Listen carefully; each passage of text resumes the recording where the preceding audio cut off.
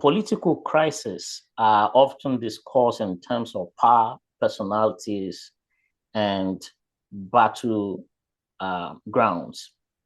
But beneath the headlines lie a quieter and more lasting impact, the financial cost. In Rivers State, political instability raises an important question about lost investment, stalled development, rising governance cost, and the long-term implication for economic growth. In this episode on The Edge, we move beyond politics to explore the economic and financial consequences of a crisis in Rivers State. Together, we'll be exploring what this instability means for investors, public finances, institutional trust, and the state's future economic trajectory. I'm delighted today to be joined by the erudite professor of management, Professor Edward Agbai. Professor Edward Agbai is Dean of Department of Management and Entrepreneurship at Emmauel University. Professor Edward Agbai is also the Executive Director of Paris African Partnership. Professor Agbai, welcome to The Edge. I'm glad to have you. Thank you for having me, Dr. Gaffney. Right, welcome. It's glad to have you. I mean, we are always talking about management, talking about how to improve human development. But today we are obviously looking at something else, looking at the financial costs of the political crisis in Rivers State. So, Dr. Agbai, public conversations, if you've been obviously following, you see that public conversations around political crisis are often like focus on political actors, on legal battles, legal outcomes, leaving economic consequences underexplored. Now, when we talk about political crisis in Rivers State, what do you think gets missed when people focus only on politics rather than the economic and financial consequences? Okay, thanks for having me. I think most times we face the headlines and we forget that there are other unseens that we don't get. Yes. One of the things that gets missed like in the case of River State issues highlighted, which, by the way, River State is my home. Port Harcourt is where I've grown up, so anything about River State and Port Harcourt affects me by some strain of imagination. So I am a victim of the political crisis as well. Yeah. From the point of a citizenship perspective. One of the things that you see that I've observed in the case of River State that is not said are stalled projects. Projects are stalled. I think the governor was trying to do like what they call the ring road. Yes. That project was stalled first by virtue of the state of emergency. That project was stalled. You're referring to the current governor, Governor Siminalayi Fubara. Siminalayi Fubara, yeah. But during the time there was a state of emergency declared, it was suspended for 6 months and a sole administrator was put in. Yes. So project was stalled. So one of the big projects that he was carrying, that was hoping that he would have completed, was the ring road. I'm not sure what was the percentage, but for the period of the 6 months of the state of emergency, that project was stalled. So there are other projects that it is only when he came back that they started it. Another project that was stalled was frozen. One thing that was affected, and we don't talk about, is frozen budgets.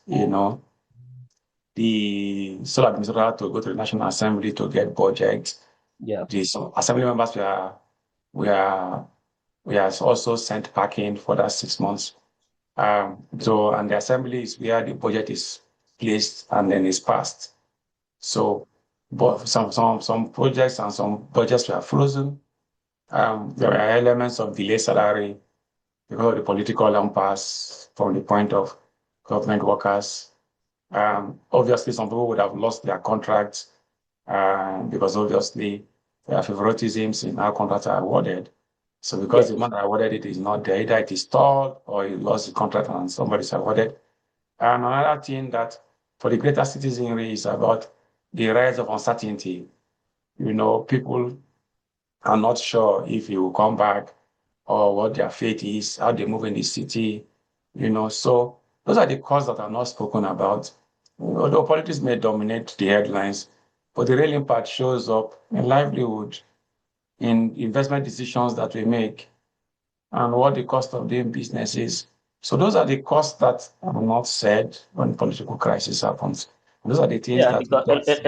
a lot of focus have been mainly on the legal issues, who is right or who is wrong. No one is actually taking a step back to say, okay, what is actually the economic and financial consequence of the crisis in Rivers. So, Prof, you know that perception plays a critical role when we talk about shaping economic activity at the state level.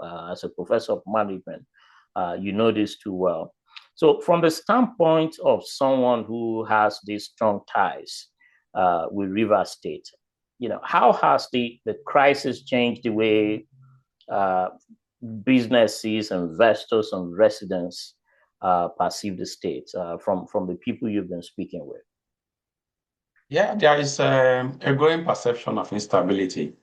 Mm-hmm. Um, Investors, businesses, even residents now see rivers as unpredictable. So you're not ready to do a long-term business plan in river states. We'll be doing short-term 6 months, what you can do, like in the case of river state now, because the governor will be up for elections in the next 16 months, or his tenure will elapse in the next 16 months, go for elections in another 12 or 13 months. So you Yeah. can see that affects investment decision and how people look at that. Um, you can also see that the perception matter because once people begin to factor in political risk into their decisions, they slow down their capital. So if I was going to give something like maybe I'm going to spend $10,000 because of that, so let me push in 2,000 and see how it will be. So they're slow in capital flow, right? So, and it affects also um, talents because people will say, this place is not safe. Talents will look elsewhere for where their bread will be buttered. They may move to neighboring states. Akwa Ibom, for example, the capital has benefited from this thought, talent This movement. crisis in River State. Yeah.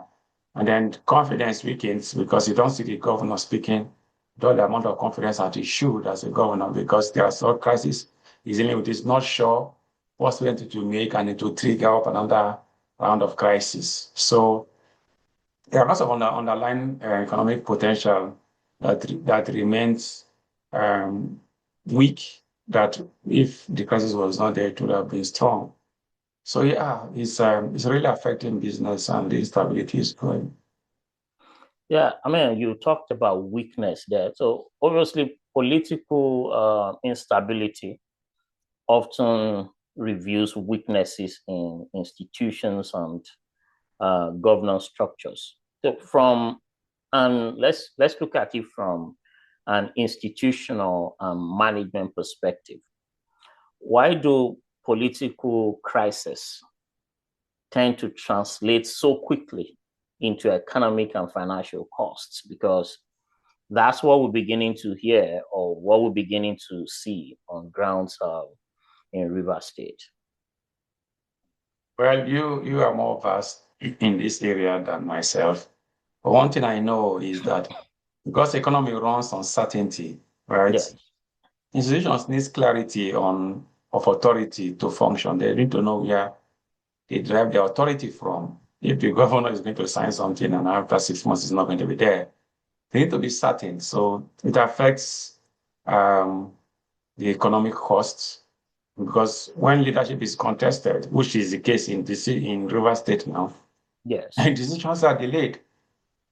There are prospects of possible summits that should have come up Mm-hmm. later this year that we can't see the light of the day because you can see that the decisions, the authorities are pausing on that, So contracts are paused, implementation stalled, market reaches instantly to uncertainty, and the reaction is almost always negative. So economic indices tend more to the negative in a period of political crisis and political uncertainty than to the positive. So the state, the people, everybody lose as a collective.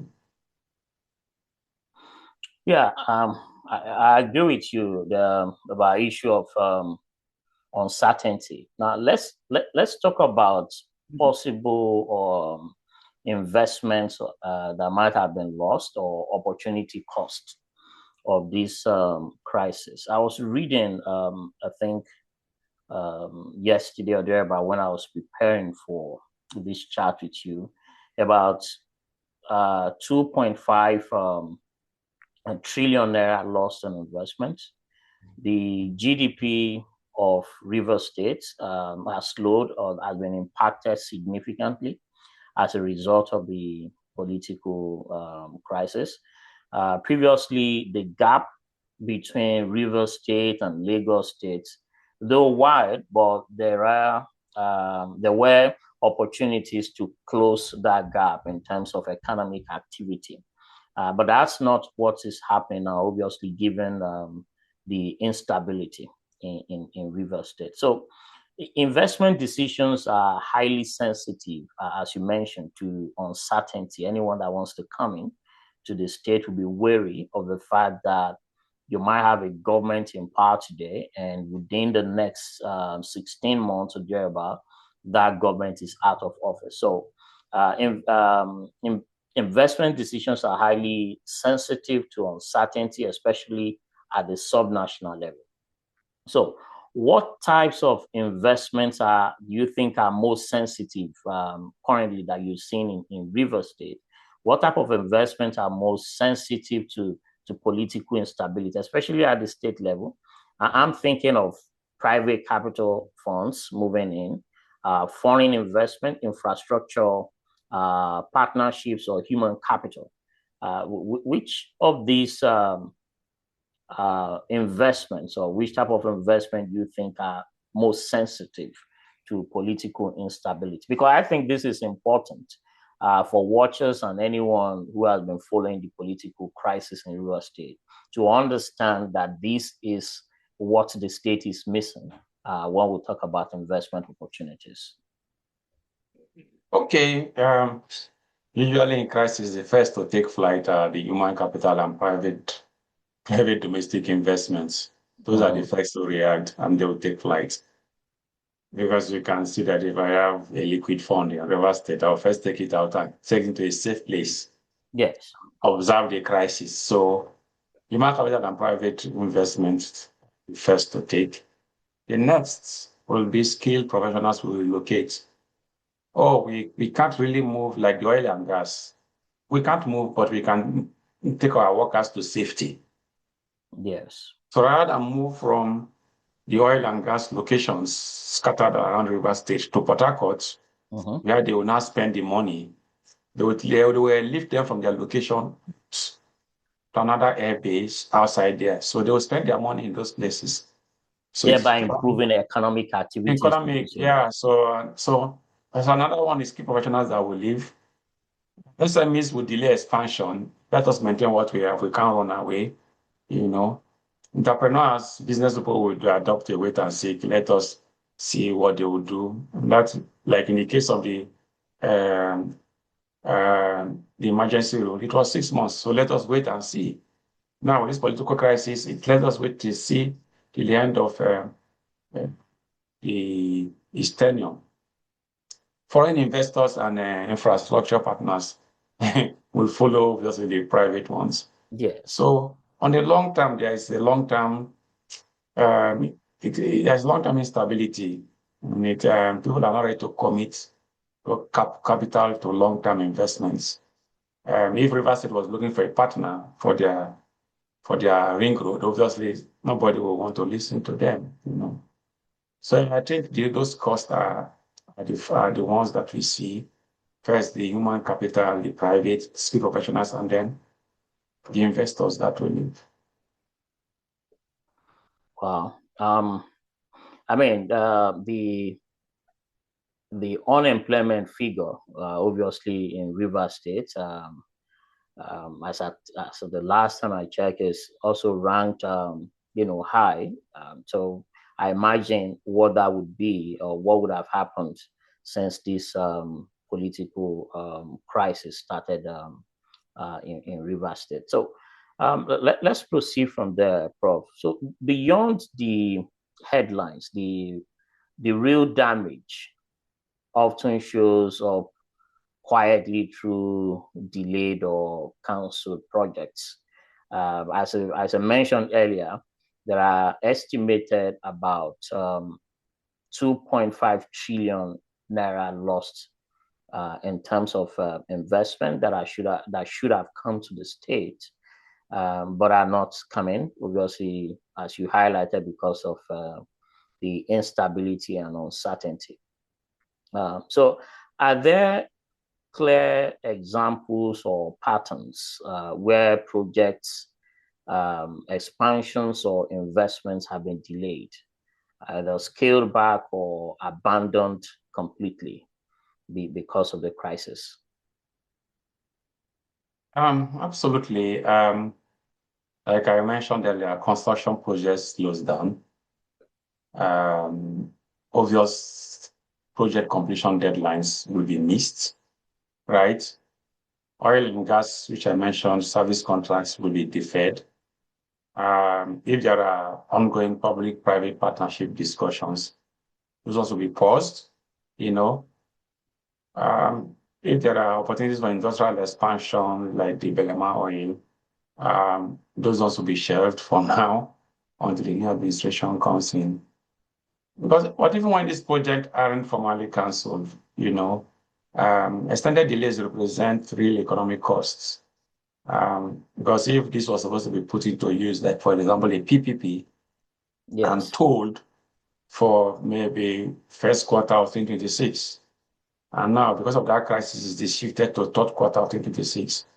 The money that would have come from that tolling for that 6 months of extension, with that, it will be money lost. So the economic costs are real, and then the uncertainty is even aggravated and is triggered the more the political crisis lasts. Well, it's I think you touched on, is it the ring road or thereabout? You mentioned one project that was delayed, or the during that emergency period where you had an administrator take charge of the state. So yeah, so that's one of the possible projects that might have been impacted among several other projects or developmental plans that have suffered as a result of it. So when we talk about the crisis in River States, we are worried about policy and whether the policies are predictable, okay, especially for long-term planning. Investors are always looking at policy predictability for long-term capital planning. So for a resource-rich state like Rivers, how damaging is policy uncertainty to long-term investment planning?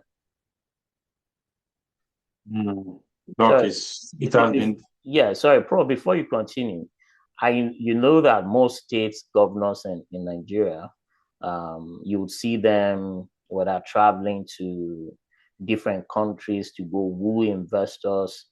Sometimes you see them even in the recently completed World Economic Forum in Davos. You see some governors going there to pitch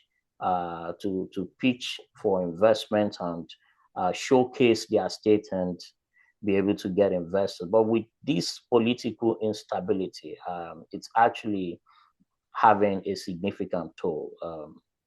on the state. Please go ahead, Prof. Yeah.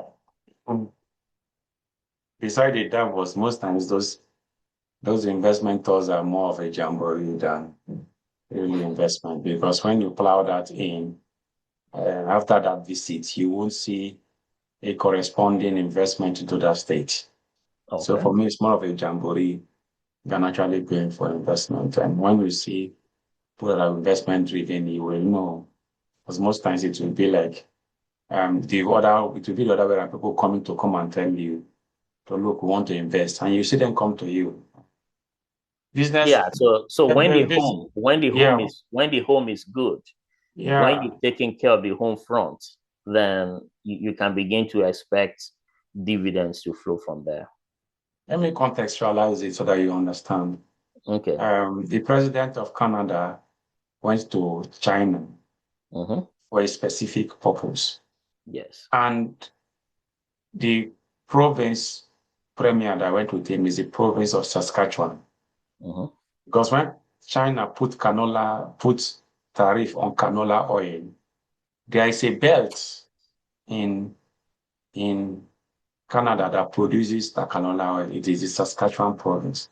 Okay. So when the prime minister was going to discuss with China based on the tariff, he went with the premier of the province, and they got a good deal. They had their discussion. That one you can see clear cut. You can see that they announced reduction from 85% to 15%, and the likes. These are the economic gain, right? Yes. You can see that they achieved something straight on.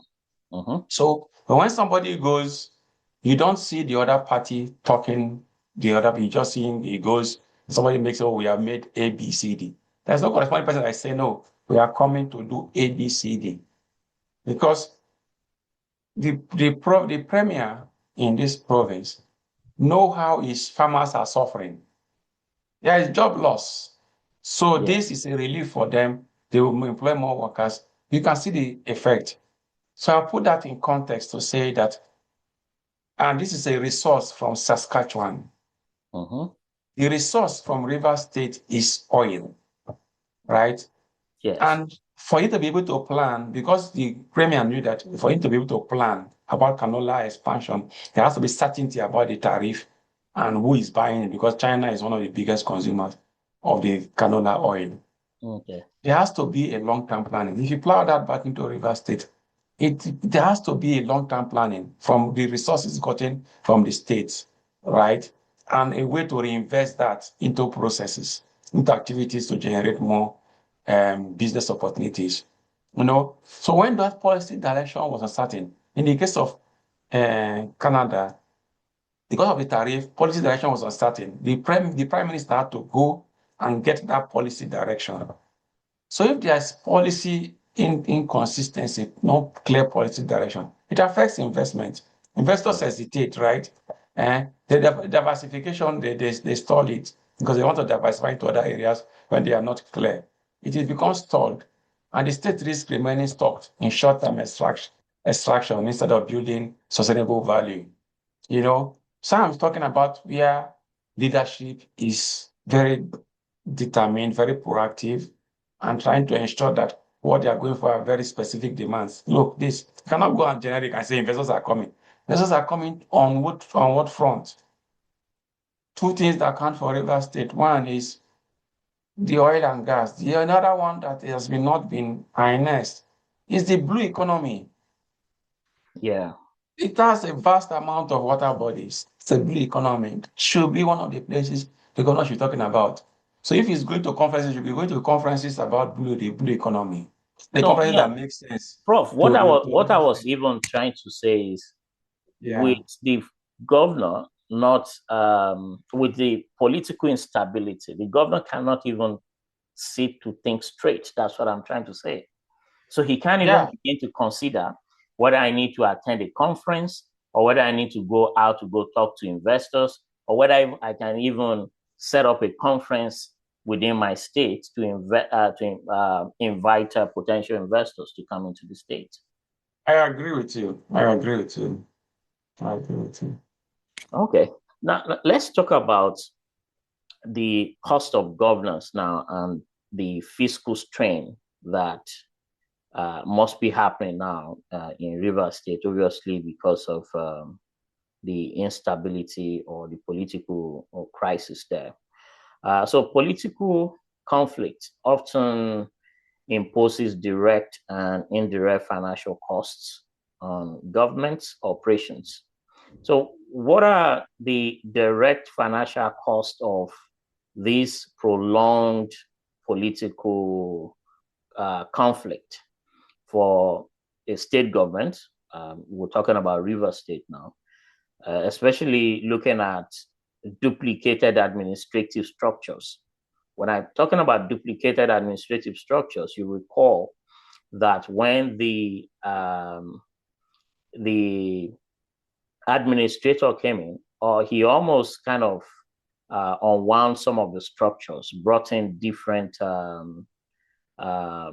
officers to help manage the administration at the time. So you having some of those structures change, and I'm sure that as the governor came in now, he's also probably reversed some of those or brought in his own people.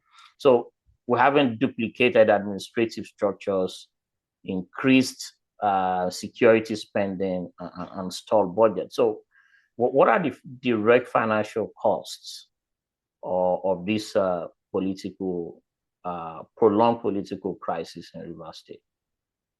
Okay, you are even aware that right now there is an impeachment proceedings going on. Yes. So, which means that the governor has to get a son, and son don't come cheap. The House of Assembly has to get a son. And the money for those legal services are not coming from their pocket, it's coming from the state coffers. Yes. Right? So a legal cost is there, right? Then everybody would need security to beef up their own side. So the security forces will need more, they will pay more for those security spendings. And then there is some form of emergency governance. You can see that the governor does not have commissioners. He had to appoint advisors. So that's a form of emergency governance arrangement that is happening, right? Is it trying to save money, Prof? Is it trying to save money through that means, or what's the purpose? No, because he cannot go to the House of Assembly to ask for, because he needs assembly approval to be Yes, able to for have them to commissioners. So he approve cannot go. So now he's looking for, commissioner he has to nomination. appoint advisors. But the Yeah. point is he wants to do job. I'm talking now from the point that he's now adopting an emergency governance arrangement. Mm-hmm. It's not what is envisaged in a normal situation. It would have been, he has his commissioners and his commissioners will back. So it's an emergency governance arrangement by using advisors, right? And those people are not sure how long they will stay, you know, even though even the position of the commissioner is not guaranteed, but there are some form of stability because they are following the process and the rules and laid down procedure, you know. There are inefficiencies that are coming from stalled budgets, money that should have gone to development that I talked about, which is the ring road, now goes into for funding political survival, funding legal cases, high security, emergency governance. Those are political survivals that they are trying to do. So the money that should have gone to real development issues are now funding issues of politics. And it's not good for the state. And funding the political survival of the administration. Yeah. Yeah. So obviously the state is going to be under some financial and fiscal stress, which can weaken any government's ability to deliver basic services. From your perspective, watching or from your experience in management, how is political instability? How does it affect budget execution? Can you paint that for our viewers? How does political instability, how does it affect budget execution? I'm more interested in capital expenditure now because for recurrent expenditure, employees would always be paid their salaries. Yeah, that's true. You didn't sack the bureaucrats, so month will end on their head and they will need to be paid. But capital expenditure is hit hardest because infrastructure projects slows down or in some cases stop. Procurement processes in some cases are frozen, some of them are stalled or delayed, and then so service delivery becomes reactive rather than strategic. And we'll come back to this all-important ring road. Okay. That should have been a service delivery component, even though it's a capital project. But it meant that movement could have been freely within the city from one point to the other, will reduce in some cases by as much as 50% of time, which means less commute time. Yeah, commute time. So you burn fuel less than 50%. Also, it translates to the wear and tear of your car. Because you drive it less time. So it has an effect on every other activity. So that is one to have been a signature project for this administration. What is called political crisis. So the capital flow for that, capital expenditure for that, now redirected for political survival. So even funds exist, execution suffers because institutions hesitate under uncertainty. Just imagine that they wrote to the chief judge of the state to start implementing proceedings. He said, he has court proceedings, So that heightens the degree of uncertainty.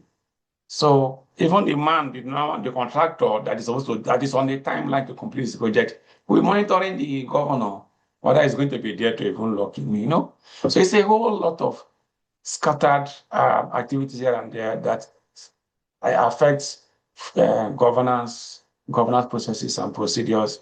And then, like I said, capital expenditure is hit hardest. Recurrent will always proceed. The governor's aid must be paid and all of them. But capital is hit hardest because that's where they take fund to service the political survival. And it is capital projects that impact the common man positively when executed in the state. So for whichever group or tent anyone belongs to, they need to understand the impact of that on the everyday man in Rivers State. So let's talk about the GDP growth and the economic output of Rivers State. I think Rivers State has a GDP of, I think, of about $33 billion. I think that was the 2024 Q3 2024 figure that I found. But political instability ultimately would show up in economic data, economic output, and growth indicators. So when we are looking at the political conflict in Rivers State, how should we be thinking about the impact of the crisis on Rivers State's GDP? Should we be looking at it from reduced private sector activity, reduced economic activity within the state, lower public investment, declining investor confidence? How should we be looking at it, Prof? From a point of GDP, it's not a total collapse. Okay. But rather it's a gradual drag, because there are reduced private sector activity in the states, and there's also a low public investment, which we have talked about in this interview. Yes. And declining confidence reinforces each other. So when there's declining confidence, it reinforces the reduced private sector activity and lower public investment. So this drag over time weakens the growth and reduces overall economic output. So it doesn't start with a total collapse, but it's a gradual drag on. I use the analogy of the hook, or the nets. The River State is made of more body of water. So let me use that analogy. If you cast the net If you cast the net into the river to catch a fish, right? Mm-hmm. When you catch a big fish, because the fish is still inside the water, right? When you are dragging it, you don't feel the effects. But the more you drag it out of the water, the more you feel the weight, because the fish will be dragging itself to want to stay. The more you drag it, the more you bring the water, the fish out of the water through the net, you become feel the weight of the fish. That's how the GDP is. So it doesn't give that initial first weight on the overall economy of the state. But it's a drag on. You drag on. The more you drag, the political crisis lingers, the more the GDP is affected, the collapse, the more it's affected. It's a dragger down. So that's the analogy I would. So we want to, in this case, we don't want to bring the fish out of the river. We want to stall it so it doesn't put weight on the state. So for us, what are the things that we need to do to ensure that this political crisis stops? Because it's not it's not healthy for both parties. We cannot continue in this state of political crisis because you are not sure what it will happen next. You are not sure who will win in this case.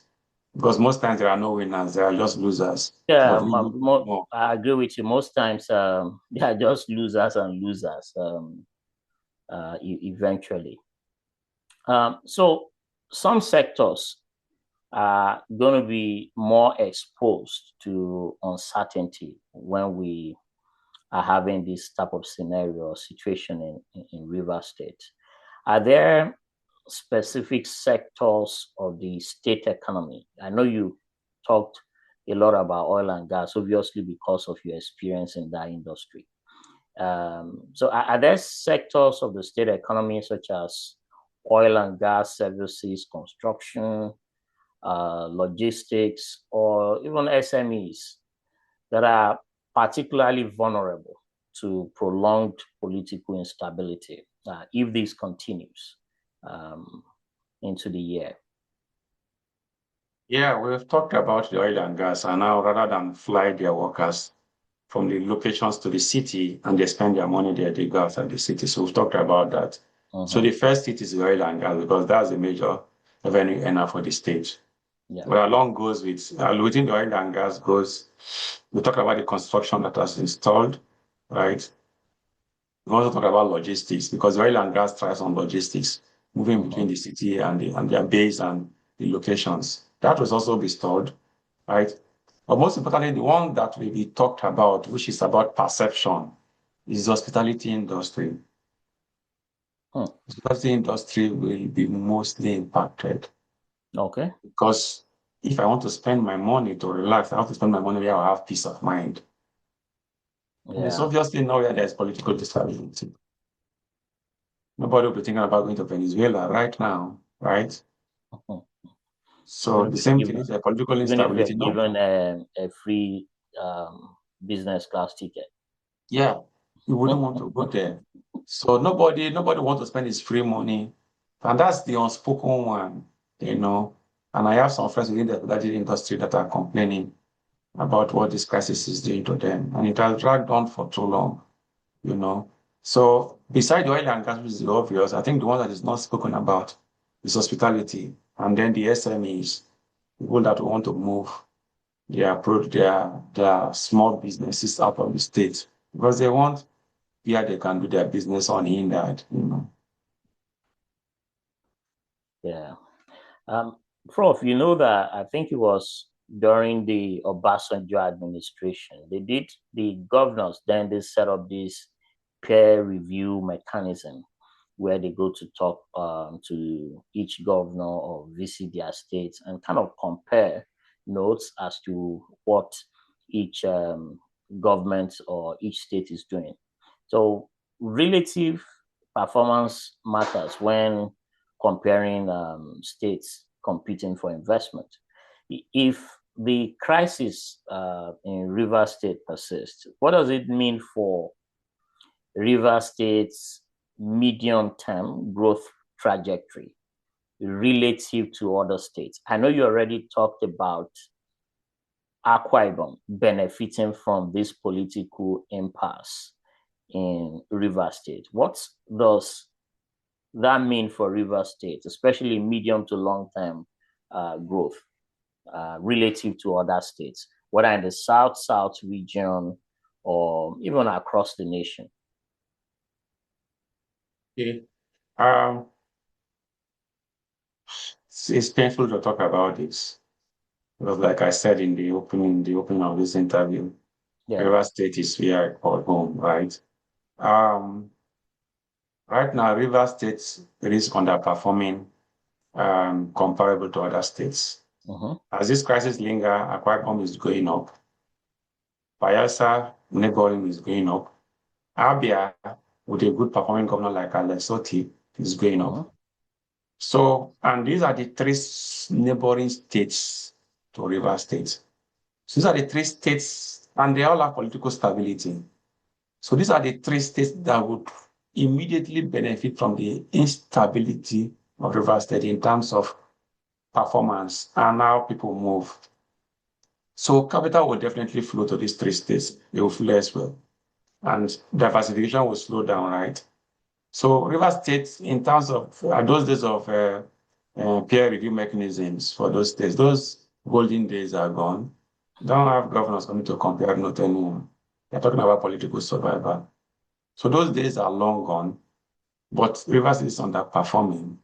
River State, Akwa Ibom is now pumping ahead of River State in terms of all indicators, all economic indicators, and in terms of relative ease of doing business and perception management. Abia, that has been dwindling for the last 24 years, all of a sudden has picked up and is benefiting from the instability in River State, the same for Bayelsa. So that's a peer review mechanism. River State is not even performing. First, she would have been at par with, she should be pursuing Lagos that you, like you said in the opening part of this conversation. Right now, she's struggling to even be around the states and the neighboring states that immediately surround her. So I also mentioned Imo State. Imo State is one of the states benefiting from that as well. So these are the four states bordering River State, Akwa Ibom, Abia, Imo, and Rivers. These are the people that are benefiting from it. So comparing them across themselves, you can see that these states are rising while River State is falling. River State. In terms of performance, River State is underperforming at this point, and there is further underperformance if this crisis continues.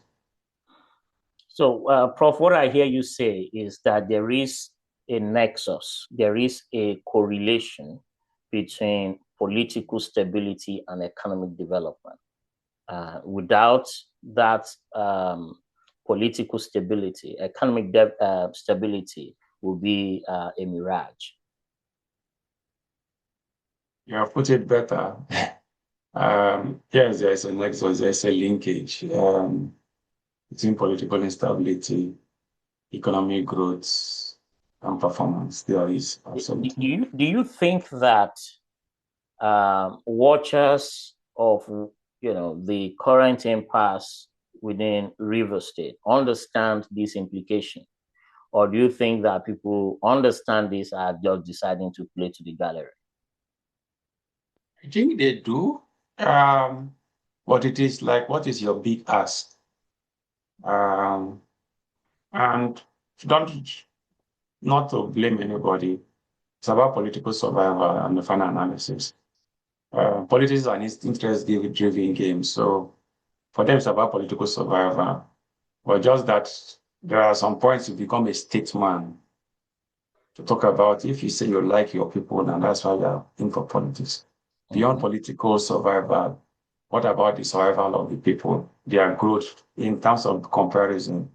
So yes, it's about political survival, and I don't blame them. I don't blame them, but I think they need to be statesmanly and allow reasoning to prevail in terms of the political crisis.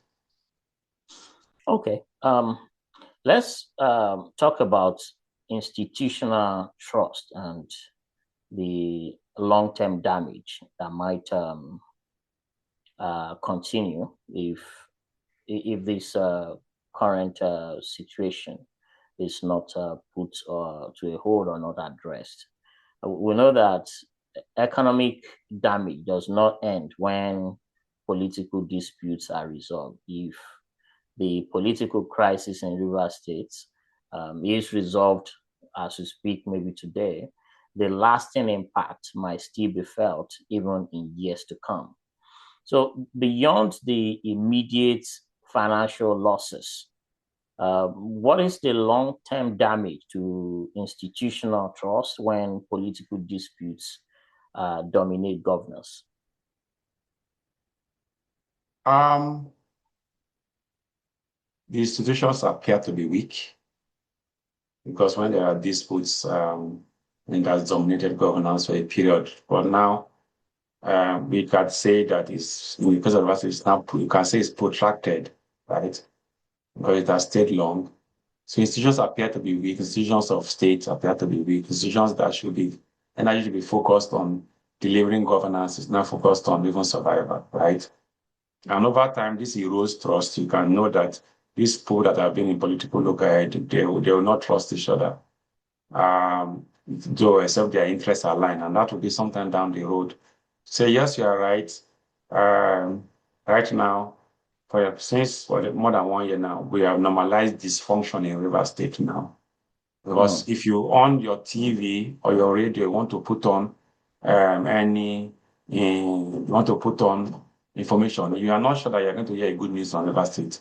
All you will hear is one political activity or the other that is using the headline, and it becomes normal. So we are all of a sudden in River State, we normalize dysfunction, right?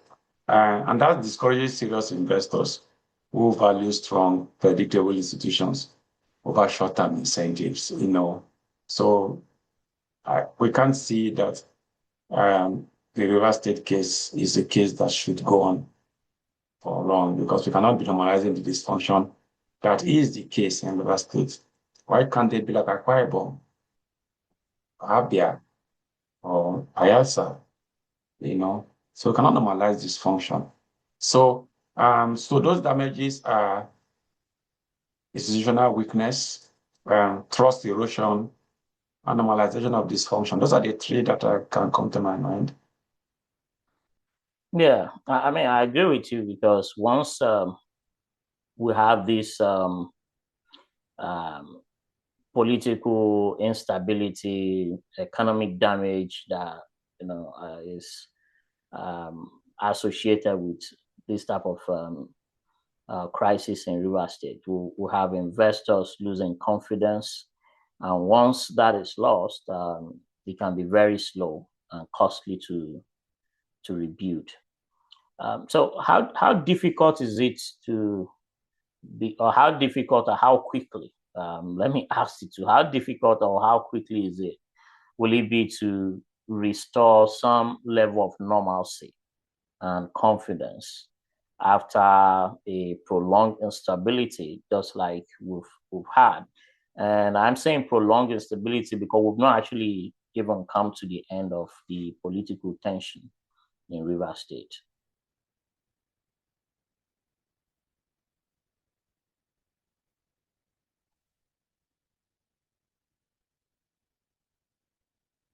Hello, Dr. Agbai, can you hear me? Oh, sorry. Can you hear me Okay. now? Yes, I can hear you. I say Did it you get takes my you. question? Yes, I did. Okay, I please go say ahead. let me repeat I say it takes you 1 year to build a 4-story building and 1 day to bring it down. So that analogy goes for confidence. You can build confidence over a period and it takes just a brief period of crisis to bring that confidence down. To rebuild that confidence is very hard. Yeah. Because confidence is built slowly, but it is lost quickly. So investors' confidence, political confidence, confidence of the citizenry, that will take a while to build. Because even after the tension eases, investors will wait to see consistent policy rollouts from the government. And how does it affect institutional reforms, right? And Yes. Are they sustained? It is when those indicators are right, and they will talk about returning. So investors' confidence can be lost quickly, but difficult to build. So first, it is after the crisis is over, we are talking about building investors' confidence. Right now, we are not even there because because the crisis is there. It's difficult and it's sad. Yeah, I mean, when we're talking about investor confidence and all this, maybe people don't see it or they look at it like an abstract thing. We're talking about investors creating um, job opportunities for the citizens of the state. If they are unable to think through or they can't fathom whether this government is going to be there or what policies are going to be sustained or are not going to be sustained, then it has a long-lasting impact on the state and even the youth and the unemployment level for the state. Prof, let's begin to question now. Let's um, look at the lessons and the way forward. So understanding the costs of instability is essential for preventing future economic damage. So, from a financial standpoint, what are the biggest lessons Rivers State can learn from this crisis? I mean, what's the lesson they can learn? And hopefully, that this type of political imbroglio would not repeat itself. Um, First, we can't guarantee that given the political crisis, political dimensions, political emerging scenarios in Nigeria. But what we have learned from the River State crisis is that political stability is economic infrastructure, which means that if there's political stability, you have economic growth, and it's on that basis that everything stands on. If there's instability, there's economic dysfunction, or the infrastructure collapses. That's the first lesson from the River State political impasse.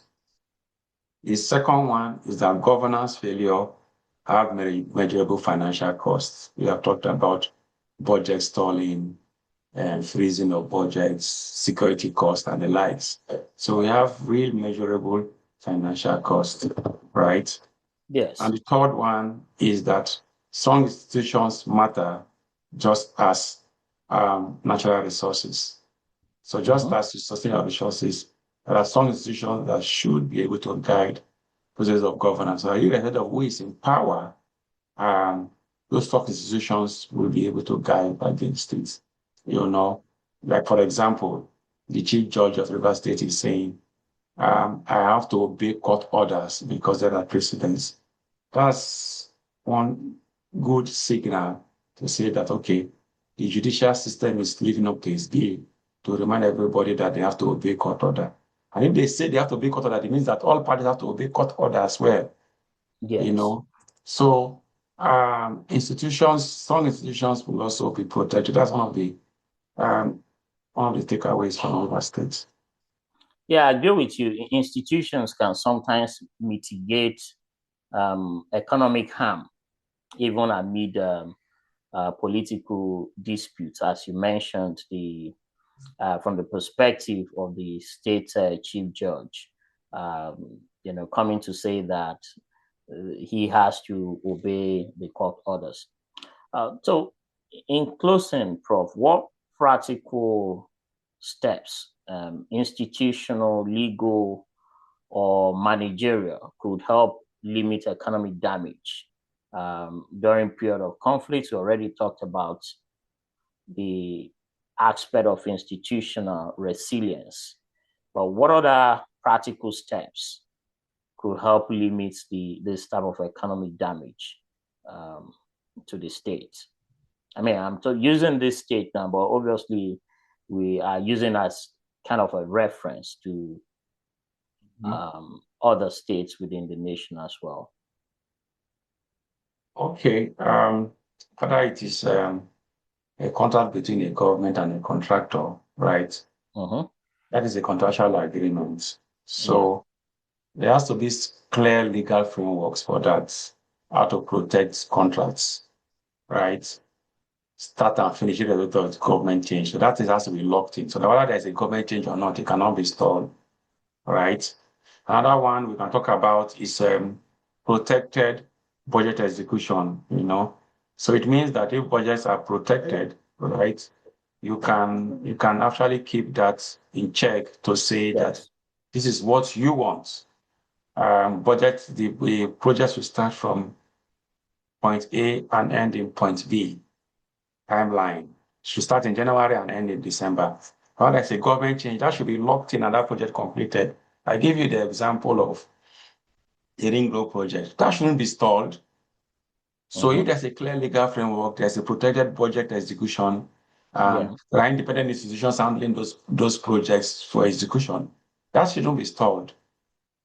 And there should be transparent communication with investors to say that this is our challenge, this is what we are doing, this is how we want to intend to resolve this problem, blah, Yeah. blah, blah. Right? So professional public service management should be insulated from political battles. So if there is politicians that are fighting, the bureaucracy should be insulated from that. So how do you install that? Those are the frameworks you put to guide these areas. So I'll repeat again: clear legal framework, protected budget execution, independent institutions, transparent communication, and professional public service management. These are the 5 ways we think that we can limit economic damage from political conflicts. So, Prof, your last comment, let's say in about 30 seconds. If you had an opportunity to speak now, obviously we are reaching, this platform is reaching a wider audience. If you had an opportunity to talk to the political gladiators in Rivers State, knowing having explicated the financial consequence or the financial cost of what is happening in Rivers State, what would be your message? What would be your message to them?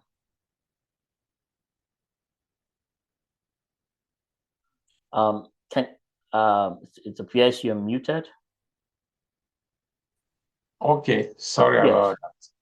My message will be what we need is not announcement. That people should see evidences, right? People work with what they see, the perception. So we not there's need for perception management. And perception management is about evidence, is what they can see. Yeah. And it has to be a credible political settlement. Everybody should be able to feel that this political impasse has been settled. It doesn't have to be what one person, what the other person says. It has to be settled, right? Yeah, there has to be visible institutional reforms. And then, like I said, the ring road, they should resume capital projects if they have not started, should resume it, or other projects should be resumed. You know, then consistent political policy execution within a given time frame. And through this, confidence can return because confidence will return through performance, not rhetorics. So to build confidence, it should be through performance, activities, project execution. That's how you build confidence and not rhetorics. Confidence can return through performance and not rhetoric. And that's where we'll end our discussion today with Professor Edward Agbai. Professor Edward Agbai is Dean of Department of Management and Entrepreneurship at Emmauel University in the United States, and also the Executive Director of Prize African Partnership. It's been my pleasure having you today, Dr. Agbai. It's my pleasure inviting me to your program. Thanks, Doc. Thank you. All right.